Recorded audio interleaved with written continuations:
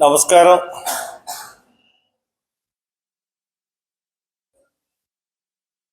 ప్రవీణ్ పగడాల సంస్మరణ సభ 24వ తారీఖున ఆయన చనిపోయిన ప్లేస్కి దగ్గరలో ప్రకృతి వేదిక పక్కన జరుగుతుంది. అందరినీ రమ్మని కోరుతా ఉన్నాను. ఈ విషయంలో ప్రభుత్వం క్రైస్తవులకి వ్యతిరేకంగా ఎందుకు పనిచేస్తుంది? క్రైస్తవులు ఈ ప్రభుత్వంలో భాగస్వాములు కాదా? ఈ రాష్ట్రంలో ఓటర్లు కాదా?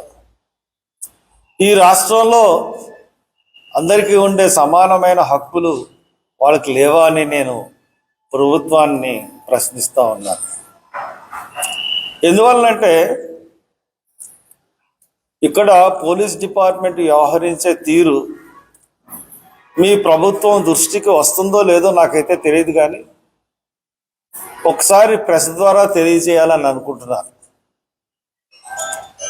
మీరు క్రైస్తవుల్ని ఆకట్టుకుందామని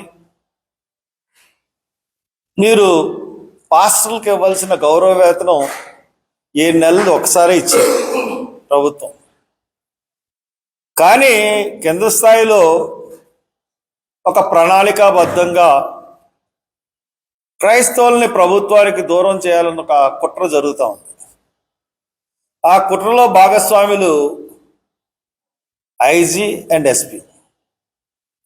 వీళ్ళిద్దరు కూడా ఆర్ఎస్ఎస్కి సంబంధించిన వాళ్ళు పూర్వ హిస్టరీ తీసుకున్నప్పుడు. ఇప్పుడు ఎప్పుడూ లేదు. నాకు 47-48 సంవత్సరాల రాజకీయ చరిత్ర ఉంది. అటువంటి నాకు ఒక మీటింగ్ వెళ్తానంటే పెట్టుకోమంటారు, కట్టినివ్వకుండా హౌస్ అరెస్టులు చేస్తారు, రానివ్వకుండా నిర్బంధం చేస్తారు, దారుల్లో కాసి రానివ్వకుండా చేస్తారు.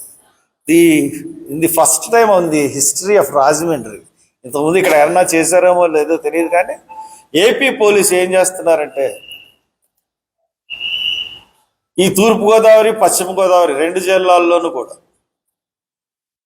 ప్రతి చర్చిలో మీటింగ్ పెట్టి ఆ మీటింగ్లో పాస్టర్ని, పెద్దల్ని, యువకుల్ని పిలిచి 24వ తారీఖున పెట్టిన మీటింగ్కు పర్మిషన్ లేదు, మీరు ఎవరన్నా సరే ఆ మీటింగ్కి వెళ్తే మీ మీద కేసులు పెడతాం, అరెస్ట్ చేస్తాం, దాని గురించి ఎక్కడైనా మాట్లాడినా ప్రచురించిన సోషల్ మీడియాలో కనపడిన మిమ్మల్ని అరెస్ట్ చేస్తాం అని చెప్పి ప్రతి చర్చిలో కూడా మీటింగ్ పెడతా ఉన్నారు. ఇంత దౌర్భాగ్యం ప్రభుత్వానికి ఎందుకు పట్టిందో నాకైతే అర్థం అవట్లేదు. అంతేకాకుండా ఒక పోస్ట్ వేసాం, ప్రవీణ్ పగడాల సంస్మరణ అని చెప్పి ఆయన ఫోటోతో వేసాం. అక్కడ కొంతమంది పెద్దలు అనుకున్న వాళ్ళ పేర్లు వేసాం. వాళ్ళందరినీ ఎంఆర్ ఆఫీస్కి చేసి 50,000 పూచీకత్తులు కట్టించుకుని బైండ్ ఓవర్ కేసులు పెట్టారు. ఎక్కడున్నాం మనం? ప్రజాస్వామ్య దేశంలోనే ఉన్నావా? అంటే మాట్లాడే హక్కు కానీ మీటింగ్ పెట్టుకునే హక్కు కానీ లేదని ప్రకటించండి. మీటింగ్ పెట్టుకోం. మేము ప్రవీణ్ పగడాల హత్య అని నమ్ముతున్నాం. దానికి మెయిన్ కారణం ఆ ఫేస్ ఖచ్చితంగా హత్య చేసినట్టుగా కనబడుతూ ఉంది. అంతేకాకుండా ఈరోజు హత్య జరిగితే నెక్స్ట్ డే వాళ్ళ ఇంట్లోంచి ల్యాప్టాప్, ఐప్యాడ్ తీసుకెళ్ళారు, అకౌంట్ సీజ్ చేశారు. ఈ 3 చర్యలు ఎందుకు చేశారు చెప్పండి. ఇప్పుడే నేను మీటింగ్ని రద్దు చేసేసుకుని కామ్గా కూర్చుంటాను. ప్రభుత్వం వాళ్ళ ఇంట్లోంచి తీసుకెళ్ళిన ల్యాప్టాప్, వాళ్ళ ఇంట్లో తీసుకెళ్ళిన ఐప్యాడ్, వాళ్ళ అకౌంట్స్ ఎందుకు సీజ్ చేశారు అన్నది చెప్పండి. ఎందుకంటే దానికి మీ దగ్గర సమాధానం లేదు, ఎందుకు తీసుకెళ్లారు అని చెప్పడానికి. ఒక యాక్సిడెంట్ కేసు అయితే వీటిని సీజ్ చేయాల్సిన పని ఏంటంటే, మళ్ళీ ఐజీ గారు ఏం చెప్పారు, మాకు ఏమీ సంబంధం లేదు, టీవీల్లో వస్తున్న క్లిప్పింగ్లు, వీడియో క్లిప్పింగులతో మాకు సంబంధం లేదు అని చెప్పారు. అదే మనిషి ప్రెస్ మీట్ పెట్టి ఏం చెప్పారు, అయ్యే వీడియో క్లిప్పింగ్ చూపించి ఇది హత్య ఇంతటితో కేసు ముగిస్తున్నాం, యాక్సిడెంట్ కేసు కింద ముగిస్తున్నాం అని ఎవరి దగ్గర అనౌన్స్ చేశారు? ఆయన మీ దగ్గరే అనౌన్స్ చేశారు, ప్రెస్ మీట్లోనే అనౌన్స్ చేశారు. అనౌన్స్ చేసి ఇక మీదట ఈ కేసు గురించి ఎవరు మాట్లాడినా, ఎవరు స్పందించినా వాళ్ళ మీద కేసులు పెడతాను, వాళ్ళని తీవ్రంగా శిక్షించడం అని చెప్పారు. చెప్పారా లేదా మీరే చెప్పండి.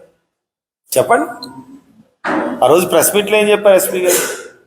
నేను చెప్పిందైనా చెప్పారు, కేసు ఇద్దరితో క్లోజ్ అని. మరి ఈ రోజున ఆయనే తిరిగి ఆ పోలీస్ స్టేషన్ వాళ్ళు అంటారు, రైట్ టు ఇన్ఫర్మేషన్ యాక్ట్ ప్రకారం నేను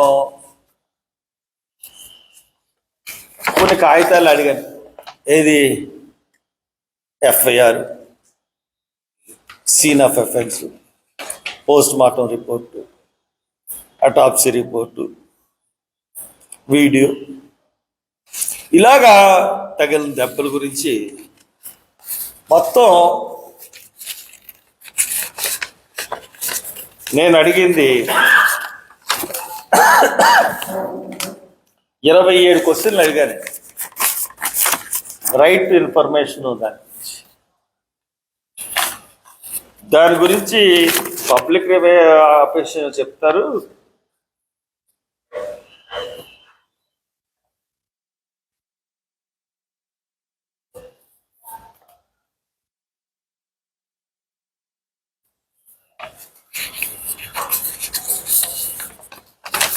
ఇదంట ఇవ్వడానికి లేదంట, ఇవన్నీ పబ్లిక్ డాక్యుమెంట్స్ కాదంట, పైగా కేసు ఇన్వెస్టిగేషన్లో ఉందంట. కాబట్టి వీడియో క్లిప్పింగ్లు అయ్యి ఇవ్వండి. ఇది దీని సారా ఎఫ్ఐఆర్, వీళ్ళు ఎఫ్ఐఆర్ తప్పు. ఎఫ్ఐఆర్ కాదప్పు. మనిషి 9ంటికి కనపడితే 10ంటికి రామ్మోహన్ అని చెప్పి వాళ్ళ భార్య రిపోర్ట్ ఇస్తే రాత్రి 8ంటికి ఎఫ్ఐఆర్ కట్టారు.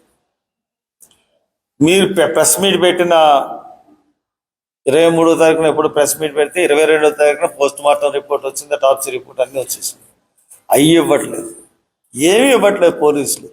ఈ రోజు వరకు వాళ్ళు ఎటువంటి రిపోర్ట్ కూడా ఇవ్వట్లేదు. తప్పులన్నీ మీ దగ్గర పెట్టుకుని మమ్మల్ని మీరు ఎలా క్వశ్చన్ చేయగలరు? మీటింగ్ పెట్టొద్దని ఎందుకంటారు? మొత్తం తప్పులన్నీ మీ దగ్గర ఉన్నాయి, పోలీస్ డిపార్ట్మెంట్ దగ్గర. గవర్నమెంట్ దీని మీద నేను లోకేష్ గారికి విజ్ఞప్తి చేస్తా ఉన్నాను. మీ ప్రభుత్వం వస్తే ప్రజాస్వామ్య విధానంలో పరిపాలన చేస్తుందని అన్నారు మిస్టర్ లోకేష్. నేను ప్రభుత్వం రాకముందు మీ నాన్నగారు జైల్లో ఉన్నప్పుడు మిమ్మల్ని కలవడం జరిగింది, మీకు సంఘీభావం తెలుపుతూ. మరి ఈరోజు నేను మిమ్మల్ని అడుగుతా ఉన్నాను, ప్రజాస్వామ్యంలోనే పరిపాలిస్తున్నారా మీరు, లేకపోతే పోలీసుల్ని ఇటువంటి కార్యాలన్నీ చేయమని మమ్మల్ని అడగదొక్కమని మీరు సీక్రెట్ ఆర్డర్స్ ఎవరిని ఇస్తా ఉన్నారా? ఈ పోలీస్ డిపార్ట్మెంట్కి మాకు ఈ గొడవ కాదు. ఇది ప్రవీణ్ హత్య అన్నది నేను రీపోస్ట్ మార్టం చేయిస్తాను. ఎందుకు మీ పోలీస్ డిపార్ట్మెంట్ నిష్పక్షపాతంగా ఉండట్లేదు? నేను అడిగిన దానికి ఒక్కదానికి క్వశ్చన్ లేదు. నా దగ్గర ఆధారాలు ఉంటే చెప్పమన్నారు. నేను ఆధారాలు చెప్తున్నాను కదా, మీరు ఎందుకు ఇది చేశారని అడుగుతున్నాను. దాని దగ్గర నుంచి మీ దగ్గర నుంచి సమాధానం లేదు. ఇటువంటి పరిస్థితుల్లో ప్రవీణ్ పగడాల సంస్మరణ మీటింగ్ పెట్టి ఇది హత్యని నమ్ముతున్నాం, ఈ హత్య ప్రకారం మీరు దర్యాప్తు చేయట్లేదు, మీరు ఎంతసేపు ఇన్వెస్టిగేషన్ అంతా యాక్సిడెంట్ రూపంలోనే చూస్తున్నారు, ఇది కరెక్ట్గా దర్యాప్తు మీరు చేయలేదని మేము చెప్తా ఉంటుంటే, మరి ఆర్ఎస్ఎస్కి ప్రతినిధులుగా వీళ్ళు వ్యవహరిస్తున్నారు, ఎస్పీ అండ్ ఐజీ. పైగా రాధా మనోహర్ దాస్ని మీద కేసు పెట్టారట. మేమన్నా పెట్టమన్నావా? రాధా మనోహర్ దాసు లేకపోతే చిన్న పిల్లలు ఉన్నారు, ఎవరు ఆయన ఏమ్మా కరుణాకర్ అన్న అతను, అమారా ప్రసాద్, లలిత్ మోడీ, ఇలా కొంతమంది ఉన్నారు నాయకులు. వాళ్ళు ఎవరి మీద మేము కంప్లైంట్ చేయడం, వాళ్ళెవరికి ఇంత సోఫిస్టికేటెడ్ హత్య చేసేంత జ్ఞానం కూడా భగవంతుడు వాళ్ళకి ఇవ్వలేదు. వాళ్ళేమి ఇంత ప్లాన్ చేయలేరు. ఇది ప్లాన్ చేసింది, చంపించింది చాలా పెద్దోళ్ళు. వాళ్ళ మీద కేసులు పెట్టి వాళ్ళని బలి పశువులు చేయడం ఎందుకు? మేము అడుగుతున్నది దర్యాప్తు.